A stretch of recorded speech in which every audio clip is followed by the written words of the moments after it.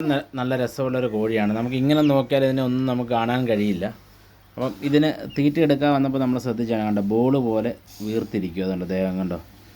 അപ്പോൾ ഇങ്ങനെ നമ്മുടെ മറ്റുള്ള കോഴികൾ കൊത്തുപോകും, അവരുടെ നഖമൊക്കെ കൊള്ളുമ്പോഴാണ് ഇങ്ങനെ ഉണ്ടാകുന്നത്. അപ്പം ഇതിനെ നമ്മൾ എന്ത് ചെയ്യണമെന്ന് നമുക്കൊന്ന് കണ്ടു നോക്കാം. അപ്പോൾ ഈ ഒരു ഭാഗം ഇങ്ങനെ സംഭവിക്കുവാണെങ്കിൽ ഒരു പിന്നിൻ്റെ അറ്റം കൊണ്ടോ അല്ലെങ്കിൽ നമ്മുടെ സൂചിയുടെ അറ്റത്തെ ആ നീഡിൽ കൊണ്ടോ നമ്മൾ എന്ത് ചെയ്യണം, ഇവനെ കുത്തിക്കളഞ്ഞിട്ട് പയ്യെ ഒരറ്റം ചൂടാക്കിയിട്ട് നമ്മളിവനെ കുത്തി വിടണം. എന്നിട്ട് എയർ ഫുള്ള് ഞെക്കിക്കളഞ്ഞാൽ മാത്രമേ ഇത് പോകത്തുള്ളൂ. അങ്ങനെ ചെയ്തില്ലെങ്കിൽ കോഴിക്കുഞ്ഞുങ്ങൾ ചത്തുപോകും. നമ്മൾ ചെറുതായിട്ടൊന്ന് ചൂടാക്കി കൊടുക്കുക.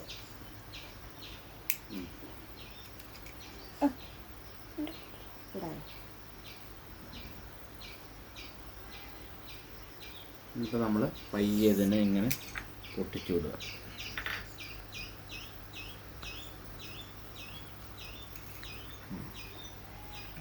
എന്നിട്ട് നമ്മൾ പയ്യെ ഞെക്കി കൊടുക്കുക.